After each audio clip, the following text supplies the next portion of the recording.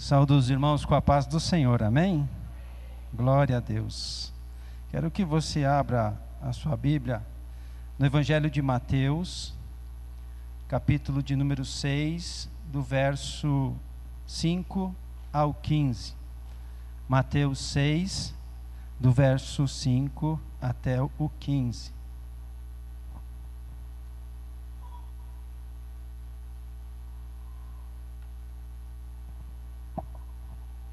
Amém? Todo mundo achou? Esse estava fácil. Vamos lá. Diz o texto sagrado: E quando vocês orarem, não sejam como os hipócritas. Eles gostam de ficar orando em pé nas sinagogas e nas esquinas, a fim de serem vistos pelos outros. Eu lhes asseguro que eles já receberam sua plena recompensa. Mas quando você orar, vá para o seu quarto, feche a porta e ore ao seu pai que está em secreto. Então seu pai, que vem em secreto, o recompensará. E quando orarem, não fiquem sempre repetindo a mesma coisa, como fazem os pagãos. Eles pensam que por muito falarem serão ouvidos. Não sejam iguais a eles, porque o seu pai sabe o que vocês precisam antes mesmo de o pedirem. Vocês orem assim: Pai nosso que estais no céu, santificado seja o teu nome, venha o teu reino, seja feita a tua vontade, assim na terra como no céu. Dai-nos hoje o nosso pão de cada dia. Perdoa as nossas dívidas, assim como perdoamos aos nossos devedores. E não nos deixe cair em tentação, mas livra-nos do mal, porque teu é o reino, o poder, a glória para sempre. Amém. Pois se perdoarem as ofensas uns dos outros, o Pai Celestial também lhes perdoará. Mas se não perdoarem uns aos outros, o Pai Celestial não lhes perdoará as ofensas. Amém? A igreja pode se assentar? Hoje vamos falar um pouquinho sobre coisas que eu considero importantes para a nossa vida. A gente tem vindo nas últimas semanas numa série de mensagens sem combinar sobre o nosso relacionamento com o Senhor. E eu creio que isso aqui também faça parte disso. Que o Senhor esteja preocupado com a maneira como nós nos relacionamos com Ele. E o capítulo 6... O Senhor Jesus, ele inicia, o capítulo 6, ele está no meio do sermão da montanha, o sermão do monte, com o Senhor Jesus chamando a atenção para que as nossas obras de justiça não tenham como intenção obter algum tipo de prestígio diante dos homens. A maioria das traduções em português, elas colocam esse primeiro versículo do capítulo 6, num parágrafo à parte. Então é como se o primeiro versículo fosse uma introdução do que vem a seguir até o versículo 18. E a preocupação de Jesus ali é o quê? Obras de justiça. E o que seriam essas obras de justiça? Obras de justiça são manifestações da justiça, ou seja, são manifestações de um coração reto, de uma retidão diante do Senhor. Efésios capítulo 2 e verso 8, traz para nós uma daquelas doutrinas que eu digo assim, essa nós podemos brigar de faca. A salvação não vem pelas obras, a salvação vem pela fé. E isso nós temos que lutar para defender, Então, o que isso quer dizer? Que o homem jamais conseguirá, por seus esforços, tornar-se justo diante de Deus. Jamais será possível a um ser humano passar no crivo da santidade de Deus. Então, a gente se esforça, Deus puxa o relatório dele e começa a ticar, Opa, aqui você já falhou. Então, nenhum ser humano é capaz de fazer isso. Então, a salvação não vem pelas obras, mas vem pela fé. Mas o verso 10 de Efésios 2 diz uma coisa interessante sobre as obras de justiça. Ele diz assim: porque nós somos feitura sua, né? Uma criação de Deus, criados em Cristo Jesus para as boas obras, as quais Deus de antemão preparou para que andássemos nelas. Então, essas obras de justiça, elas devem fazer parte da nossa vida. Elas não fazem com que a gente seja mais salvo diante de Deus, mas elas devem fazer parte da nossa vida.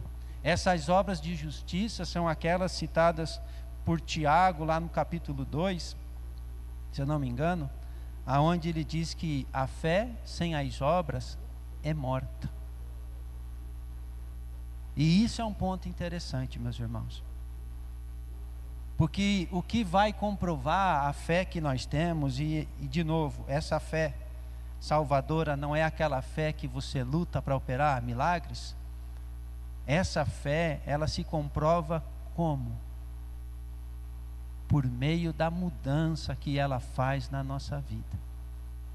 Então, se eu digo que Jesus é o Senhor da minha vida, mas eu vivo como se eu fosse o Senhor, o que isso quer dizer para Deus? Que Jesus não é o Senhor da minha vida. Se eu passo a minha vida toda tomando decisões sozinhos, sem pedir para Deus o que Ele pensa sobre, então o Senhor não está sendo o Senhor da minha vida. As obras de justiça, elas não servem para a nossa salvação, mas elas servem para comprovar a nossa vida. E você não precisa ficar preocupado com elas, porque elas fluirão automaticamente de um coração que busca ao Senhor com sinceridade. Se você somente amar o Senhor sobre todas as coisas, tenho certeza que fluirão inúmeras obras de justiça do seu interior. Se você amar a Deus sobre todas as coisas, com certeza absoluta você vai amar o próximo como a você mesmo. Porque essa é a coisa mais importante para Deus. Amar a Ele acima de todas as coisas, amar o próximo como a si mesmo.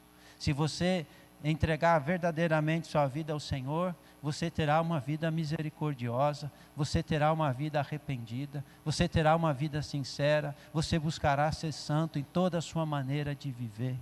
Ou seja, é natural daquele que está ligado a Cristo verdadeiramente, que as obras de justiça fluam do seu interior.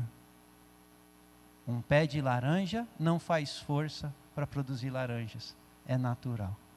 E se nós estamos ligados a Cristo, como diz João capítulo 15, naturalmente devem fluir do nosso interior frutos. E o que o Senhor Jesus está nos chamando aqui a atenção em Mateus capítulo 6 é que essas obras que fluem da nossa vida, que aquecem o nosso coração para que a gente as faça, que nós tenhamos cuidados em relação a elas, para que jamais as motivações que nos levem a fazê-las sejam obter algum tipo de privilégio, algum tipo de reconhecimento, algum tipo de prestígio diante dos homens. Jesus usou essas três que vêm na sequência aí como exemplo: esmolas, oração e jejum. Porque o objetivo de Jesus aqui não é ensinar você a orar, você jejuar, nem você dar esmolas. O objetivo dele aqui, o ensino dele aqui, é sobre o perigo de realizar estas obras de justiça sem que elas tenham valor para Deus. E esse mesmo princípio vale para todas as outras coisas. Paulo vai nos dizer em 1 Coríntios capítulo 13, ainda que eu entregue o meu corpo para ser queimado, ainda que eu dê todos os meus recursos aos pobres, sem amor, nada disso tem valor. Então a gente pode fazer o maior sacrifício desse mundo, mas se o motivo for incorreto, isso não tem valor algum diante de Deus.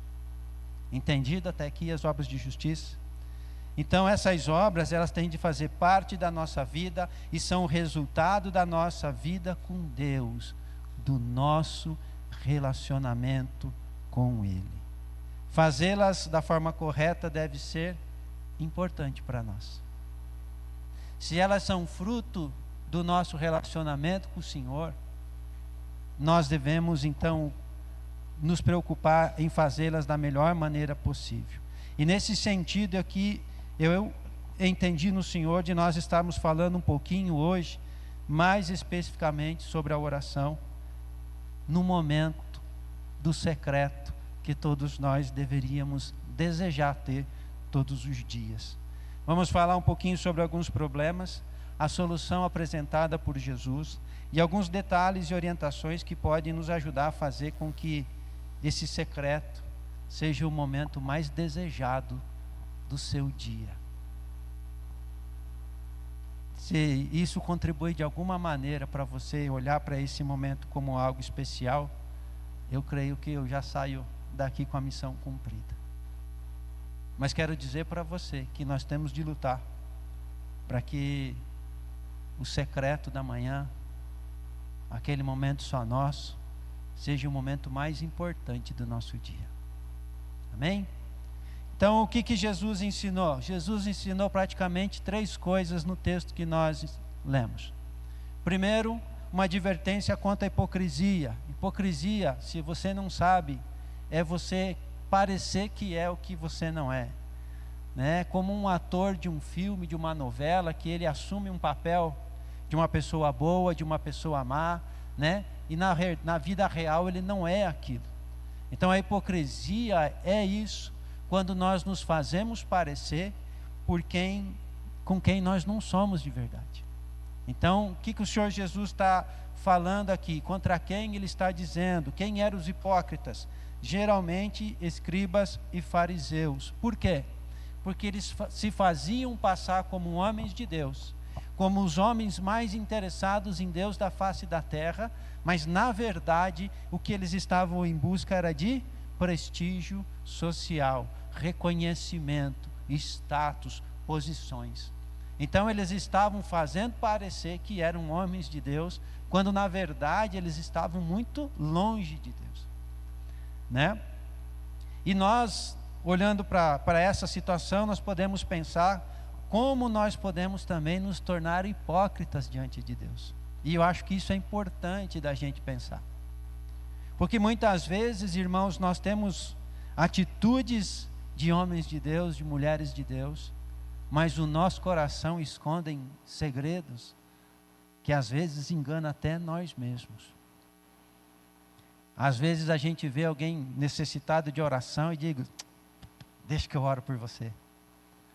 O objetivo, talvez até de uma maneira inconsciente, não é a preocupação ou o amor com a necessidade do outro, mas fica comigo aqui que eu sou um homem de Deus, Fica do meu lado que você brilha, como eu diria, Então, essa mesma motivação incorreta nós podemos ter hoje, quando nós oferecemos uma oração, quando nós nos colocamos a fazer algo pelos outros. Essa mesma hipocrisia, ela corre o risco de surgir na nossa vida, quando nós oramos também. Você já teve a sensação de estar falando diante de Deus e ter a impressão que você está mentindo? Senhor, eu tenho sido fiel. Senhor, eu quero saber tua vontade. E aquela sensação lá dentro, não é isso que você quer. Não é isso que você tem interesse. Eu já contei aqui, vou falar de novo, caso alguém não tenha ouvido. Me lembro até hoje, uma vez, o pastor Udair me chamou para ir para Capitão. E eu não queria ir. Era sábado, eu queria ficar em casa, mas eu tinha vergonha de falar que eu não queria ir. E daí, como um homem de Deus que eu sou, eu falei, não, pastor, não se preocupa, eu vou orar. E quando eu fui orar, eu falei assim, Senhor, quero saber a tua vontade, se é para eu ir ou não. E o Espírito Santo falou assim, por que você quer saber a minha vontade? Você não quer ir. E isso, irmãos, vai descortinando a nossa vida. E isso vai fazendo com que a gente entenda que diante de Deus, nós temos que nos apresentar nus, sem nada para esconder. Quando Deus criou Adão e Eva, criou eles nus e não tinha nenhuma conotação sexual nisso. é que aquele homem, aquela mulher não tinham nada para esconder de Deus. Nós devemos nos apresentar diante de Deus assim, como nos transparentes. Senhor, eu estou sendo chamado para ir lá, mas eu queria ficar em casa, estou cansado. Acho que Ele entende essas coisas. Então, irmãos, nós devemos ter cuidado, porque na boa intenção das nossas atitudes, nós podemos também estar atuando diante de Deus. Senhor, eu tenho buscado o Teu reino. Senhor, eu tenho sido fiel nos dízimos, nas ofertas. Senhor, eu amo a Tua igreja. Mentira. Então isso é hipocrisia diante de Deus. E eu quero encerrar esse tópico dizendo para você que entre a humildade e a hipocrisia há uma linha muito fina. É muito fácil da gente fazer de conta que a gente é algo diante de Deus. Então nós precisamos vigiar, como Jesus nos alertou. A outra advertência de Jesus aqui é contra a vã repetição. Ele diz: não sejam como os pagãos. E a pergunta é: quem eram os pagãos? Dependendo da sua tradução, estará escrito gentios, né? Quem eram essas pessoas? Eram pessoas que não eram judeus. Eram pessoas que serviam a outros deuses.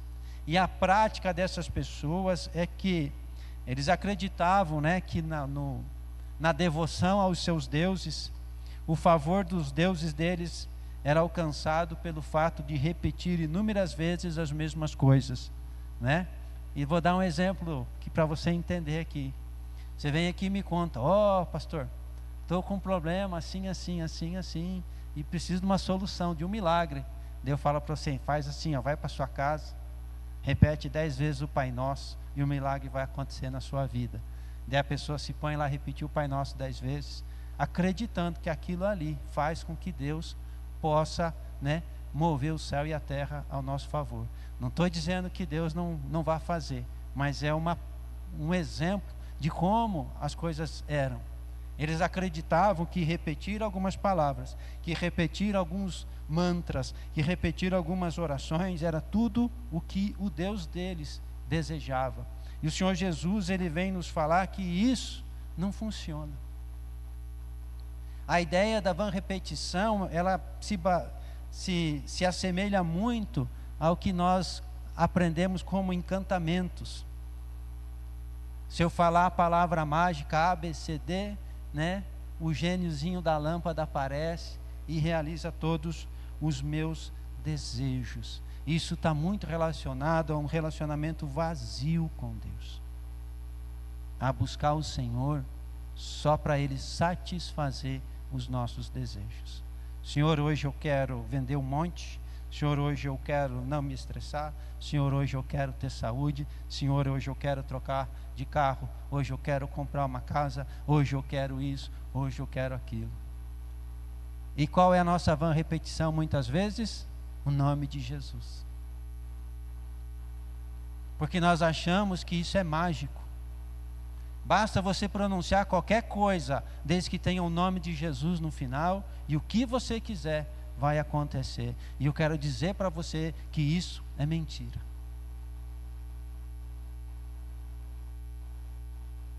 Não foi isso que Jesus ensinou sobre a oração. Muitas vezes nós caímos na vã repetição. Muitas vezes nós acreditamos que falar o sangue de Jesus tem poder, resolve qualquer coisa. Não é verdade. O sangue de Jesus tem poder de purificar e de perdoar pecados. O nome de Jesus tem poder de fazer qualquer coisa, de criar os céus e a terra de novo, se for preciso, de mudar qualquer circunstância. Mas a maneira como nós usamos essas coisas muitas vezes, na verdade, é pura vã repetição. Mas, irmãos, eu quero chamar a sua atenção que o problema não está no ato de repetir. Porque muitas vezes eu falei sim, Senhor, perdoa o meu pecado. Senhor, abençoa a minha família. E eu estou repetindo essas frases com uma certa frequência. Esse não é o problema. O problema é a forma como nós nos apresentamos diante de Deus. Em Apocalipse capítulo 4, conta a cena daqueles anjos que estão prostrados diante do Senhor, dizendo: Santo, Santo, Santo, Santo, Santo, Santo. Eles estão repetindo. Mas aquilo lá não é uma vã repetição. Porque a maneira como eles estão fazendo aquilo não é vão, é correto. Então eu quero que você entenda que não é o fato de você repetir uma frase que você já disse a Deus um problema. Não é o problema de você repetir um pedido que você já fez a Deus que é o problema. Não é o problema você pegar uma oração que existe na Bíblia e recitá-la para Deus que seja um problema.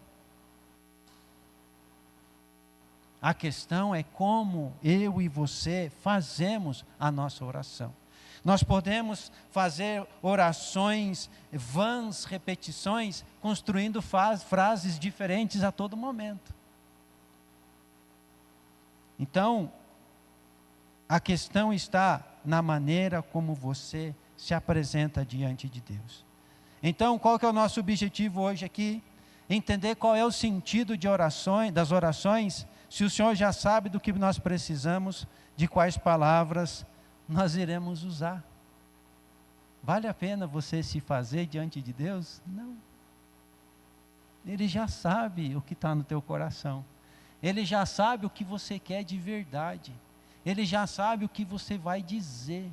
A questão é, se ele já sabe, adianta eu repetir de novo, que nem eu fiz ontem? Ou será que dentro desse assunto que ainda não se resolveu, eu preciso avançar na minha intimidade com o Senhor? Entende? Ontem eu estava doente, um exemplo. Senhor, eu sei que o Senhor cura, tem misericórdia de mim. Aí hoje eu não estou curado de novo. Adianta eu falar de novo: Senhor, me cura, tem misericórdia de mim? A gente já iniciou essa conversa. Não é o fato de eu repetir de novo que vai fazer Deus me curar. Mas talvez: Senhor, o que está acontecendo comigo? Senhor, o que eu posso estar fazendo? Senhor, tem pecado na minha vida. Senhor, o que é isso? Eu me lembro de uma vez que eu tive uma pedra no canal da urina. Levantei de manhã, fui ao banheiro, eu não consegui urinar. Não saía. A minha bexiga parece que ia explodir, mas não saía uma gota. Era umas 5 e pouco da manhã, eu levantei e falei assim: no médico não adianta eu ir agora, vou fazer meu período de oração, depois eu vejo o que eu faço da vida. Mas eu tive uma brilhante ideia: vou tomar um copão d'água assim, bem ligeiro, que vai dar uma pressão e, tomei o copão d'água, piorou a situação, e eu fui lá orar. E eu me lembro que eu fiz uma oração assim: Senhor, o que está acontecendo comigo para que eu possa orar da maneira certa? E o Senhor me disse: você tem um canal, uma pedrinha no canal da bexiga, que quando mexe, incomoda, atrapalha, dói. E eu falei: Senhor, então, em nome de Jesus, eu destruo essa pedrinha, eu quero que ela seja anulada. Eu não lembro as palavras certinho, mas foi mais ou menos nessa linha. Só que eu continuei orando, eu esqueci daquilo. Quando me levantei, fui ao banheiro, porque eu estava com vontade ainda, o negócio fluiu como se nunca tivesse acontecido nada. Não tinha nenhum tipo de dor, de ardência, nada. É como se nunca tivesse acontecido. E eu aprendi, e tenho usado comigo isso. Senhor, está acontecendo isso. Como é para eu orar por isso? Senhor, está acontecendo isso e não se resolve. O que mais eu preciso saber sobre esse assunto? O que está em jogo aqui, Senhor? Por que isso não se resolve? O que eu preciso mudar? O que eu preciso fazer para que a coisa ande? Porque muitas vezes nós ficamos presos numa situação e vamos lutando e repetindo a mesma oração todo dia: Senhor, cura, Senhor, cura, Senhor, cura. E o Senhor não cura. Porque às vezes existem outras coisas em jogo. E aí nós desistimos do Senhor. Nós desistimos de crer. Nós paramos de orar. Mas não era isso que o Senhor queria. A última advertência desse texto que nós lemos. Uma advertência quanto à nossa conduta social. nem orações, em outro lugar vai dizer que nem ofertas são aceitas por Deus, se nós tivermos problemas de relacionamento com as pessoas à nossa volta. Então, irmãos, esse é um ponto fundamental do nosso relacionamento com Deus. Não ter desavenças com outras pessoas. Grava isso no teu coração. O Senhor não aceita orações, o Senhor não aceita ofertas, se você tiver problemas com outras pessoas. Está vindo entregar sua oferta ao altar, lembrou que alguém tem coisa contra ti? Larga a oferta aqui, resolve lá, depois volta e apresenta a tua oferta. Se você trocar essa ordem, a oferta não tem valor para Deus. Veio orar aqui, tem coisa errada lá fora, vai lá se corrigir. Porque nós vamos ver mais para frente que a oração, irmãos, não é o momento de você fazer pedidos para Deus, mas é o momento de você se apresentar diante de Deus. No Antigo Testamento, um monte de coisas impossibilitavam as pessoas de se apresentar diante de Deus. O simples ciclo menstrual de uma mulher impossibilitava ela durante 7 dias, se eu não me engano, de se apresentar diante de Deus. Isso significa fazer orações. O simples fato de você tocar sobre um animal que morreu na porta da sua casa fazia com que você se tornasse impuro até a tarde, e você não podia se apresentar diante de Deus. A questão é que o conceito da graça muitas vezes engana o nosso coração, e nós passamos a pensar que qualquer hora a gente pode chegar diante de Deus assim, ó, do jeito que tiver. Podemos, mas nós perdemos muitas vezes o temor da santidade de Deus. O Senhor não rejeita nenhum pecador, nós podemos ir lá, mas essa mecânica aí, muitas vezes, faz com que as pessoas percam o temor da santidade de Deus. Se Deus viesse aqui e se materializasse no nosso meio aqui, ó, sem que o nosso coração estivesse no Senhor Jesus Cristo, a gente morria na hora. Nós precisamos entender isso. O fato de você se apresentar diante de Deus e não morrer é uma misericórdia paga pelo sangue de Jesus. Amém? Continuando então, com quem que a gente precisa se reconciliar? E aqui é importante, com quem nos prejudicou, com quem ainda nos deve, quem talvez nunca nos pague, talvez nunca nos restitua, talvez nunca nos peça perdão, talvez jamais mereça qualquer coisa da nossa parte. Essas pessoas nós precisamos perdoar. Porque as outras pessoas a gente vai estar de bem sempre. Se alguém tem algo contra você, algo para reclamar de você, você precisa se acertar com essas pessoas. Porque isso interfere diretamente na sua vida com Deus.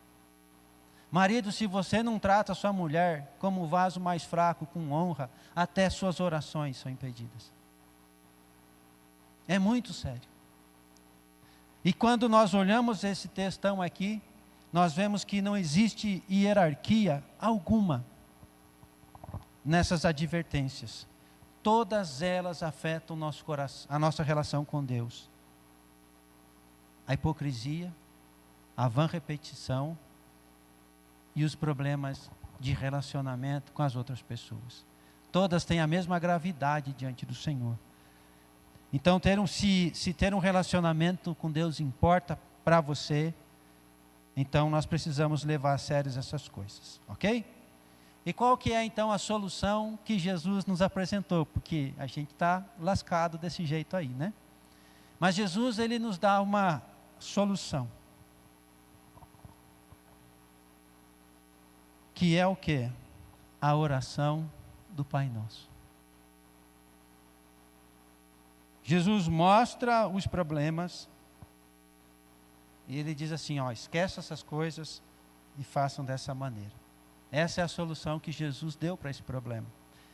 Só que no Novo Testamento, irmãos, nós não vemos ninguém orando o Pai Nosso e nem repetindo orações. Nem mesmo Jesus repetiu o Pai Nosso, pelo menos ao que está registrado nas Escrituras, né? Nós não sabemos. No Getsemane, né, o dia mais difícil para Jesus aqui na terra, ele não repetiu o Pai Nosso. Em João 17, aquela oração sacerdotal, quando ele está entregando o reino ao Senhor, não repetiu o Pai Nosso também. Em Atos 4, a igreja, depois da partida de Jesus, essa é a oração que eu mais gosto das Escrituras, a igreja não repetiu o Pai Nosso também.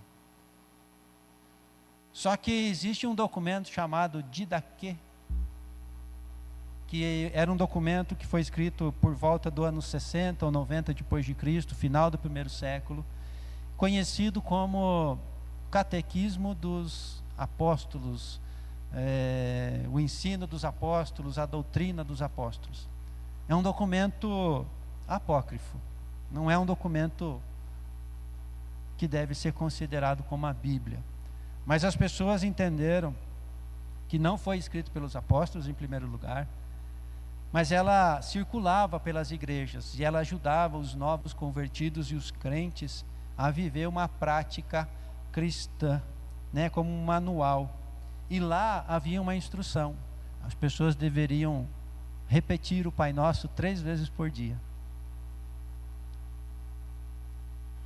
Então era uma prática da igreja dos primeiros dias repetir o Pai Nosso.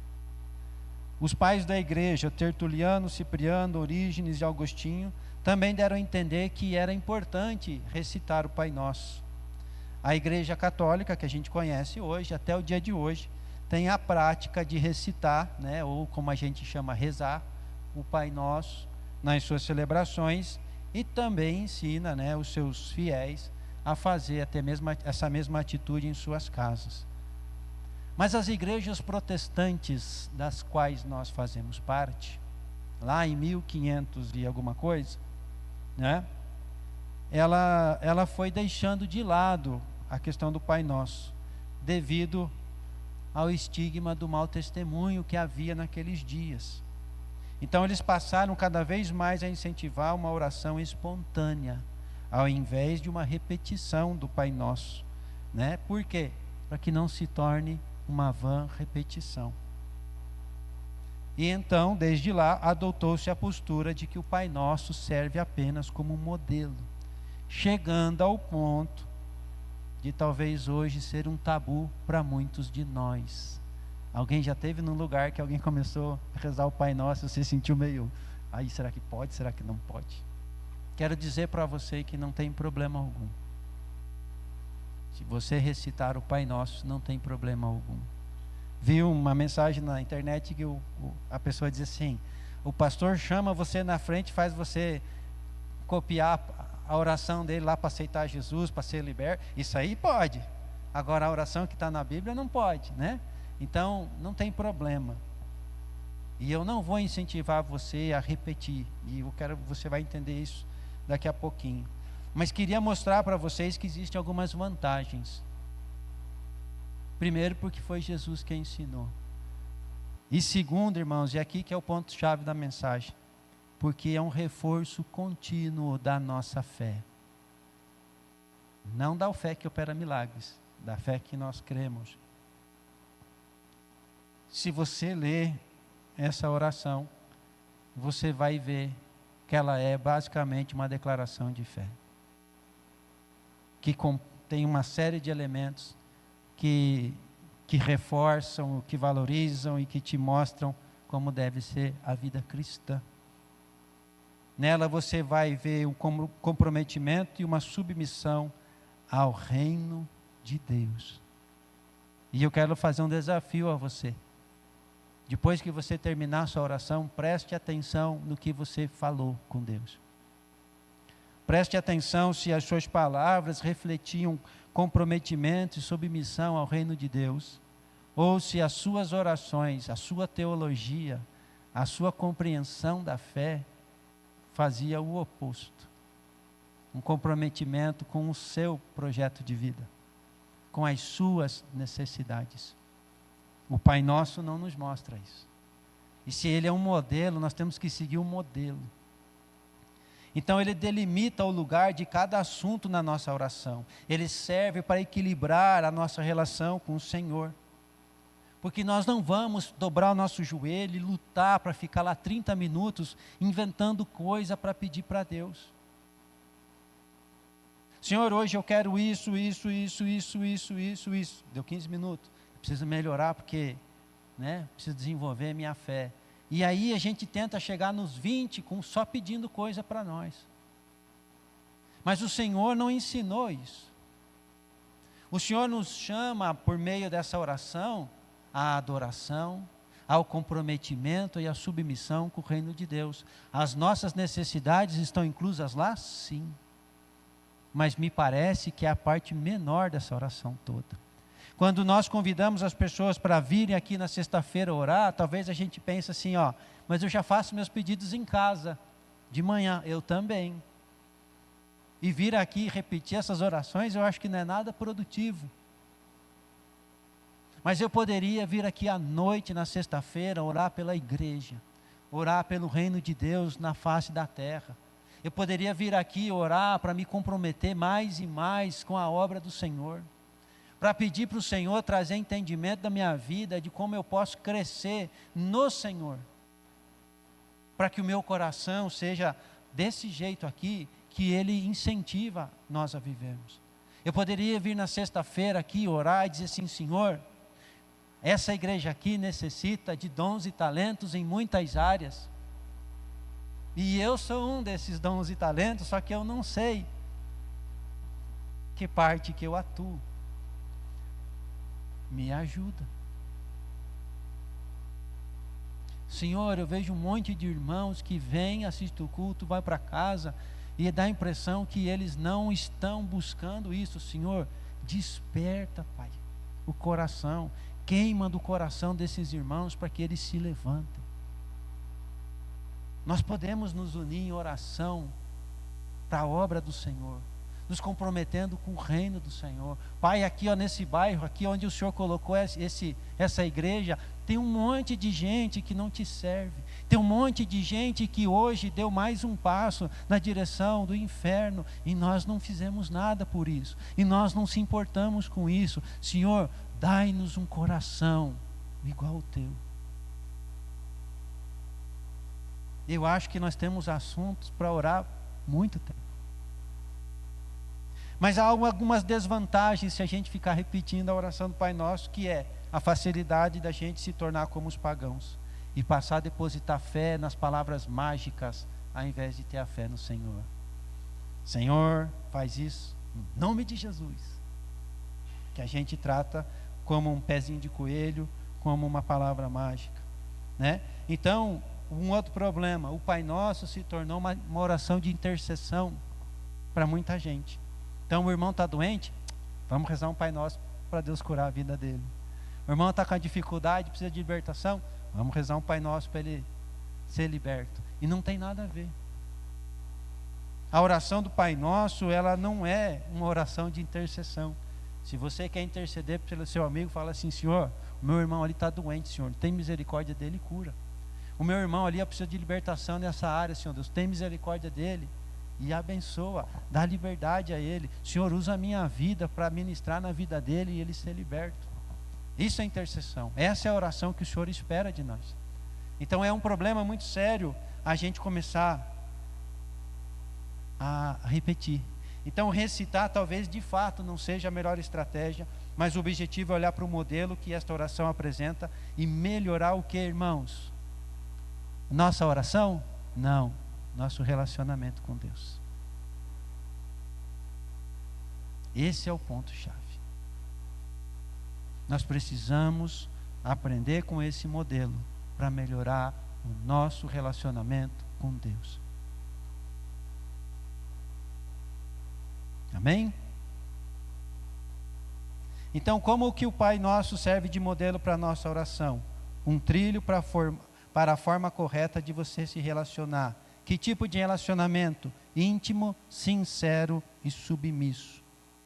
Nós precisamos entender que a adoração é um ato de adoração ao Senhor. O Salmo de número 141 vai ver uma preocupação muito grande de Davi, dizendo, Senhor, eu não posso estar lá no templo, mas recebe a minha oração como o sacrifício da tarde, como o incenso. É um ato de adoração, é uma oferta para Deus. Então pensa você lá com o seu joelho dobrado, oferecendo uma oferta para Deus, com as palavras, com as intenções, com os motivos que muitas vezes nós nos apresentamos. Que oferta é essa? Não é obrigatório fazer da oração também um evento, porque nós podemos olhar para o Pai Nosso e dizer assim: bom, então toda vez eu tenho que dizer excelso Senhor Deus grandioso, e elogiar um monte o Senhor, e daí depois eu preciso dizer: Senhor, que a tua vontade seja feita. Daí depois eu tenho que dizer: Senhor, olha, tem esse caso aqui, não sei o quê. Daí depois eu tenho que dizer: Senhor, ó, perdoa os meus pecados, porque tem que ser nessa ordem, né? A gente não precisa fazer da oração um evento. O próprio Senhor Jesus, em muitas vezes, se você olhar as orações que ele fez, ele não fez nada de diferente. Antes de ressuscitar Lázaro, ele disse assim: Senhor, ele disse: Pai, graças te dou porque me ouviste. E eu bem sei que você sempre me ouve, mas eu falei isso para que a multidão, né, saiba que você me enviou. Em João 12, ele diz assim: ó, agora o meu coração está perturbado, e o que eu direi? Pai, salva-me desta hora? Não, eu vim exatamente para isso, para esta hora. Pai, glorifica o teu nome. Então o Senhor Jesus também não seguiu aquele evento todo. Então você também pode fazer as suas orações curtas. Imagina, irmão, você está quase caindo no penhasco, lá ter que parar, ficar de joelho: Pai nosso que está no céu, maravilhoso, grandioso, excelso Senhor, Criador do céu, já caiu, né? Então assim, você pode fazer suas orações rápidas. Há até uma discussão assim, né? Não, mas eu oro no carro. Pode orar no carro? Pode orar, desde que isso não seja a sua única oração. No carro eu ouço a Bíblia. Comecei em janeiro, terminei 1 Samuel já, estou quase fechando o Antigo Testamento. Vale ouvir a Bíblia no carro enquanto está indo para o trabalho? Vale. Às vezes eu me perco na atenção do trânsito lá e passou um texto que eu não prestei atenção. Acontece. É valioso assim mesmo? É valioso, desde que não seja o único contato com a palavra de Deus. Então, você quer orar no seu carro? Ore, mas esse seja assim, é necessário, não obrigatório, é necessário que haja um momento especial na sua rotina, na minha rotina, que nós dedicamos ao Pai. É necessário que tenha um momento do nosso dia em que nós reservamos para o Senhor, para orar algo no modelo do Pai Nosso, um momento reservado de adoração, submissão e dependência. Na oração a gente vê o que? Santificado seja o teu nome. É para nós intercedermos, irmãos, de verdade, para que o nome do Senhor seja tido como santo. Porque muitas vezes ele não é tido como santo por culpa da igreja, que tratou do Senhor como sendo algo comum, algo profano. Porque nós acreditamos que podemos estar diante de Deus de qualquer jeito. Porque nós não levamos a sério a sua palavra. Então nós precisamos orar: Senhor, que o teu nome seja santo.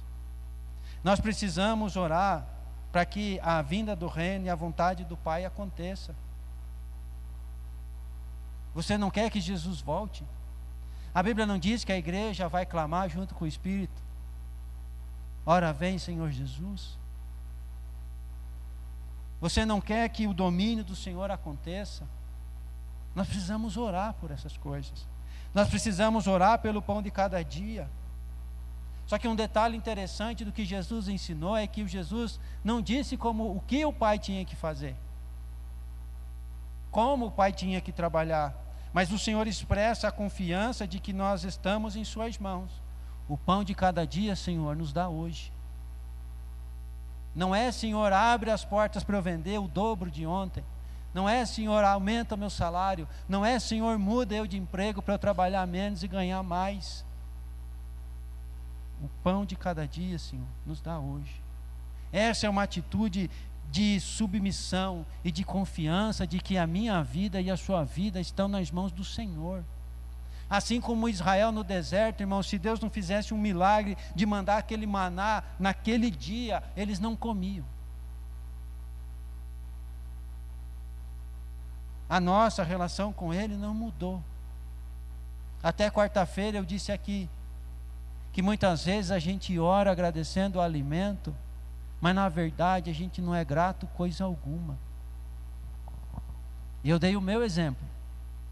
Eu tenho um trabalho e eu ganho dinheiro suficiente para tomar café da manhã, almoçar e jantar todos os dias.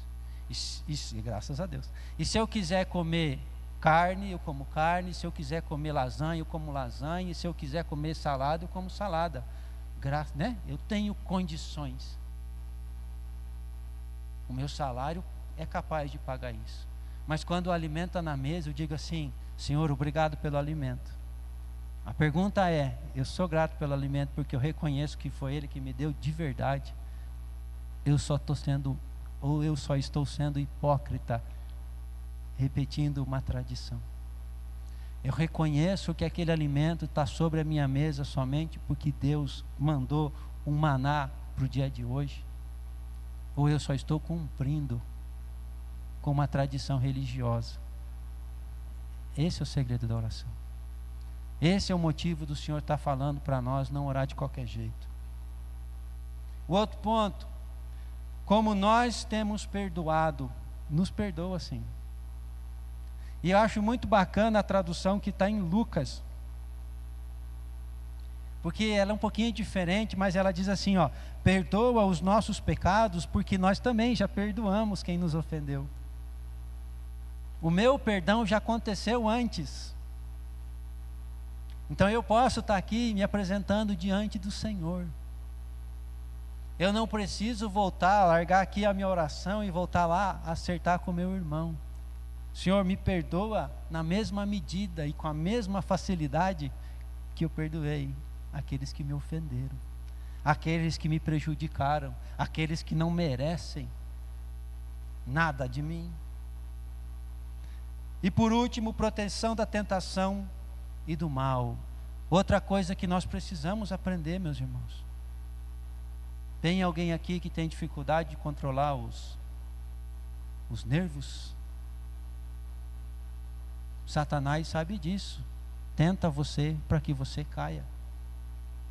Alguém aqui tem dificuldade em alguma outra área que gera pecado? Satanás sabe disso. E ele vai levantar situações para tentar você a cair no pecado. Qual é a solução de Jesus? Senhor, não nos deixa cair em tentação. Não nos deixa chegar no ponto de ter que lutar nós mesmos contra aquele monstro interior aqui, ó, que quer fazer o que eu não quero fazer. Não deixa chegar no ponto, Senhor Deus, de eu me ver sozinho aqui, ó, resistindo ao mal. Porque quando a tentação brota, é como se fechasse a nossa vida espiritual e ficasse só nós lá lutando. Eu não posso olhar, não posso olhar, não posso olhar, não posso falar, não posso falar, não posso falar. Meu Deus, meu Deus, meu Deus. E quando vê, vai. Porque somos só nós. No livro de Tiago diz que a tentação vem das nossas concupiscências, dos nossos desejos. Nós somos seduzidos por eles. E quando nós somos seduzidos, nasce o pecado. Então eu posso todos os dias fazer uma oração que antecede o mal e dizer: Senhor, não me deixa cair em tentação, livra-me do mal. Você conhece a sua área de fraqueza, você sabe aonde você tem tropeçado, e você pode orar antecipadamente por isso todos os dias. Senhor, hoje eu vou sair, Senhor Deus, e eu vou estar no meio de gente aonde eu posso perder as estribeiras. Senhor, não me deixa cair na tentação. Então, irmãos, aqui no finalzinho, o que esse momento secreto precisa produzir em nós? E eu acho que é isso que nos falta entendimento, para que a gente olhe para esse momento como o momento mais especial do nosso dia. Por que você precisa reservar um tempo de preferência antes de todas as coisas para estar com Deus? Porque Deus precisa ser honrado com as primícias da sua vida? Talvez é um motivo bom, mas não suficiente para fazer você acordar uma hora mais cedo. Para você na noite anterior dormir uma hora mais cedo, para você poder acordar uma hora mais cedo sem estar morrendo. De fazer você no dia anterior abrir mão de algumas situações, de algumas atividades, de uma hora de TV, de uma hora menos de celular, para você estar em condições de no dia seguinte acordar uma hora mais cedo e dedicar ela a Deus. Talvez somente o fato de ter que honrar a Deus seja muito pouco para te convencer disso. E tem um autor que eu gosto muito chamado Andrew Murray, e ele escreveu um livro chamado A Vida Interior. E ele diz que o objetivo desse momento do secreto, ele fala sobre isso, ele diz assim, esta não deve ser considerada como um fim em si mesma, ou seja, a gente não precisa olhar, não pode olhar para isso como uma tarefa que nós temos que cumprir. Porque no domingo que vem alguém vai vir aqui perguntar se você ora de manhã e você vai ter que falar que sim, senão fica ruim para você. Esse autor está dizendo o seguinte: nós não podemos tratar desse momento com Deus como uma tarefa que você precisa cumprir. A tarefa que você precisa cumprir é o seu trabalho, e isso é tarefa. Isso você tem que fazer por obrigação. Ele continua: não é suficiente que ela nos dê uma hora abençoada de oração e estudo bíblico, trazendo-nos assim certo revigoramento e socorro. Nós não podemos ficar pensando somente que essa hora é para a gente renovar, é para a gente encontrar um socorro, porque de novo isso pode ser insuficiente para você entender que você precisa adaptar a sua rotina para você acordar e ter um tempo com Deus. E você dificilmente vai, somente com base nisso, enfrentar aquele dia muito frio, aquele dia que você dormiu tarde, aquele dia que você passou em claro. Você vai chegar lá e vai falar assim: Senhor, hoje eu não vou. Mas ele diz o seguinte, que esse momento deve ser considerado como um meio para chegar em um alvo. E qual é esse alvo, irmãos? Assegurar a presença de Deus para o dia todo. É a partir do meu secreto pela manhã que eu encaro o dia que está por vir. A parte final do capítulo 6 vai nos dizer o quê? Vai falar sobre as inquietações. Busquem, pois, em primeiro lugar o reino de Deus e a sua justiça, e estas coisas que estão sendo tratadas lá, comer, beber e vestir, serão acrescentadas a você. É uma promessa que nós podemos viver todos os dias. Então, o meu horário do secreto, o meu momento com Deus, não é para eu estudar a Bíblia, não é para eu orar, não é para eu acordar mais cedo, é para eu usar estas coisas para me relacionar com o Senhor. É para eu usar a oração, a leitura bíblica, o louvor, a adoração, seja lá o que for, para eu me preparar para o dia que eu vou enfrentar. Eu tenho que ir para o meu quarto, fechar a porta, para eu ter um encontro com Deus e lutar nesse tempo, para que quando eu saia da porta, essa presença, ela continue comigo. Como é que nós podemos tentar viver a vida cristã que o Senhor nos pede sem Ele? Como é que nós podemos sair da nossa casa e tentar ser o honesto nos nossos negócios, o justo nas nossas decisões, sem Jesus, sem o Espírito Santo? Olha o exemplo de Jesus. Jesus foi para o Getsemane. Como que ele chegou lá? Angustiado. Não é assim que diz a palavra? Suando sangue. Como é que ele saiu de lá? fortalecido e vitorioso. Não tinha mais nada na face da terra e nem no mundo espiritual que pudesse abalar a sua decisão de cumprir a sua missão de ir para a cruz. Nós precisamos, irmãos, de um Getsemane para nós todas as manhãs, para nós entrarmos abalados diante do Senhor e sairmos de lá fortalecidos e vitoriosos, crendo que independente do que possa acontecer conosco, o Senhor está conosco.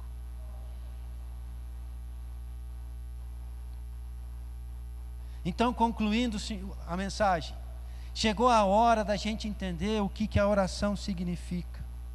Irmãos, o Senhor já sabe o que você vai pedir. O Senhor já sabe o que você precisa. O Senhor já sabe as palavras que você vai escolher. E a pergunta é: por que você tem que orar? E eu quero dizer para você hoje, que quem precisa das suas orações não é Deus, é você. Deus não precisa ficar ouvindo a minha ladainha e a sua ladainha todo dia. Ele já sabe. Mas eu preciso ter um momento com Deus para expor as minhas orações. Eu preciso ter um momento com Deus para refletir sobre as minhas orações, para refletir sobre as minhas motivações, para refletir sobre as coisas que eu tenho feito. Eu preciso ter um tempo com Deus para saber como viver a minha vida nessa terra, de maneira que glorifique o meu Pai que estás no céu, porque isso é o mandamento do Senhor. Assim resplandeça as vossas boas obras diante dos homens, para que eles vejam e glorifiquem o vosso Pai que estás no céu. Senhor, eu estou lascado aqui, ó. Eu não sei mais o que fazer para resolver. Como eu posso glorificar o teu nome nessa situação? Eu quero que você entenda que Deus já tem planos para a sua vida, que o Senhor já tem os recursos que você precisa. Tudo que você tem, a solução de todos os seus problemas já está no coração do Senhor, já está nas mãos dele, tudo já existe. Só que você tem que buscar o relacionamento com o Senhor. Você precisa resolver isso.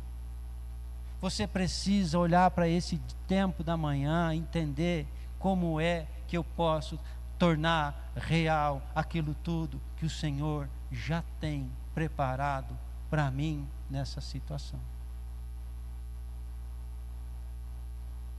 Quando alguém me fala que está com dificuldade para preparar a mensagem, o que eu falo? A mensagem já está pronta. O que falta preparar é o pregador. Quando eu oro para o Senhor desesperado, eu falo assim: Senhor, eu sei que a mensagem está pronta, mas eu não entendi ainda, então me ajuda. Porque o Senhor já sabe o que vai ser pregado domingo que vem. Todo mundo crê? Só que o pregador do domingo que vem talvez não saiba disso. A minha oração, irmãos, e todas as coisas da minha vida, elas podem ser vistas dessa maneira. A solução daquilo que você não consegue resolver, o Senhor já sabe como fazer. Ele sabe de tudo. Só que Ele não vai fazer de qualquer jeito. Assim como eu tenho cuidado com os meus filhos, de poder ajudá-los a amadurecer nas suas dificuldades, nos seus problemas, eu penso que Deus é muito melhor que eu. Então Ele não vai ficar passando a mão na minha cabeça e fazendo tudo o que eu quero, porque isso vai me tornar uma pessoa infantil. E eu preciso aprender, e muitas vezes isso dói, e muitas vezes isso demora, e o momento da oração que eu tenho de manhã é para que estas coisas aconteçam na minha vida.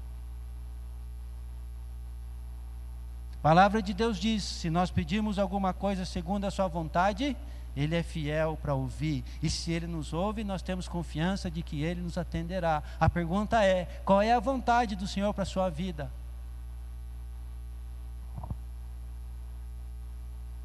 Nós não sabemos.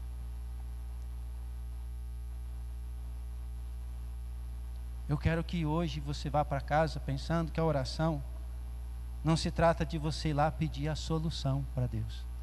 Senhor, faz isso. Senhor, faça aquilo. Eu quero que você entenda que o Senhor não vai fazer por você, mas que você tem que ir lá buscando de Deus uma orientação. Senhor, o que o Senhor quer de mim? Como glorifico o teu nome nessa situação? O que há dentro de mim atrapalhando a tua vontade, o teu propósito, a tua obra?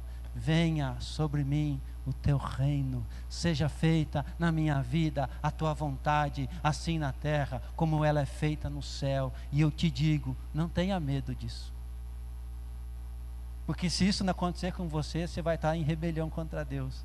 Então é melhor se submeter à vontade do Senhor.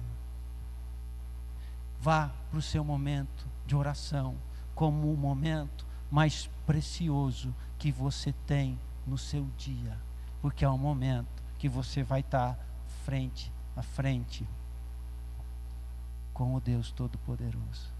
Não gaste esse tempo enchendo Ele de pedidos, como se Ele fosse o garçom da sua vida, que está ali só para te servir.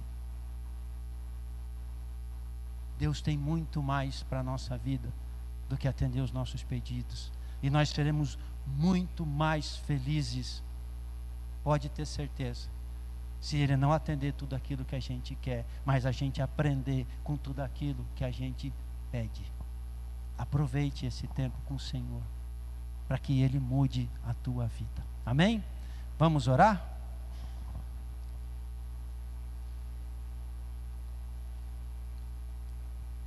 Dá até medo de orar hoje, né? O que eu peço? Irmãos, vamos orar. Vamos colocar diante de Deus a nossa vida. Vamos pedir entendimento ao Senhor, para que a nossa vida com Ele seja transformada. Não pense que amanhã cedo vai ser o céu na terra lá dentro do seu quarto. A gente precisa começar as coisas, e geralmente as coisas não são como a gente imagina que elas fossem. Geralmente elas são bem inferiores do que a gente esperava, do que contaram para nós, do que outras pessoas que já estão caminhando nessa rotina faz tempo falam.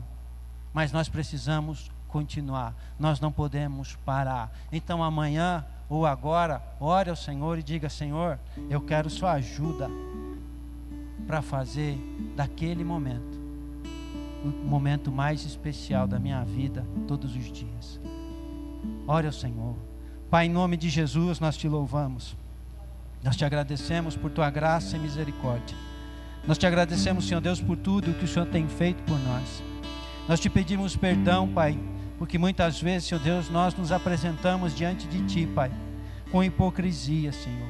Muitas vezes nós nos apresentamos diante do Senhor, Pai, com palavras vãs, com repetições, Senhor Deus, vazias, e sem nenhum interesse, Pai, em nos relacionar contigo, tendo, Senhor Deus, como único objetivo, Pai, sermos atendidos naquilo que nós queremos, ser satisfeitos, Senhor, nas nossas ansiedades, nas nossas necessidades, nas nossas ambições. Pai Santo, mas há uma palavra, Senhor Deus, nas Escrituras, aonde Jesus diz que nós não devemos buscá-lo pelo pão que perece, mas pelo pão, Senhor Deus, que permanece para sempre. E nós queremos, Pai, uma mudança nas nossas vidas. Nós queremos, Senhor Deus, uma mudança, Pai, nas nossas intenções. Nós queremos, Senhor Deus, mudar a nossa atitude diante de Ti, Pai, e ter, Pai, o nosso relacionamento contigo, o bem mais precioso que nós possuímos, muito mais do que o ouro que perece, muito mais do que os bens, muito mais do que a satisfação, muito mais do que o reconhecimento, muito mais, Senhor Deus, do que os lugares e as posições que este mundo possa nos oferecer. Pai, no nome de Jesus, nós queremos, Pai, que o nosso momento contigo seja muito mais valioso do que toda a paz que esse mundo pode oferecer, Pai, porque a tua paz, Pai, excede muito aquilo que esse mundo pode oferecer. e nós clamamos a Ti, Senhor, que o Senhor trabalhe, Senhor Deus, nas nossas vidas, que o Senhor nos mostre, Pai Santo, como mudar, Pai, a nossa rotina, como mudar a nossa atitude, que o Senhor nos leve a pensar, Pai, sobre a maneira como nós nos apresentamos diante de Ti, Pai, que o Senhor nos leve, Senhor Deus, a um arrependimento, a uma mudança, Senhor Deus, para que esse momento do dia, Pai, seja algo tão precioso, tão valioso, Pai, ao ponto de nós não abrirmos mão dele por nada desse mundo, Pai, e que ao nós sairmos desse momento, nós possamos, como aquele autor disse, sairmos de lá, Pai, cheios, Pai, da Tua presença, para enfrentarmos, Pai, qualquer situação do nosso dia. Senhor Deus, eu oro abençoando, intercedendo pela vida, Pai, dos irmãos que estiveram conosco, daqueles que nos acompanharam de suas casas, aqueles que um dia ouvirão essa palavra, para que a Tua palavra, Pai, venha trazer, Senhor Deus, transformação nas nossas vidas. Eu Te agradeço pela oportunidade, Senhor, em nome de Jesus. Amém.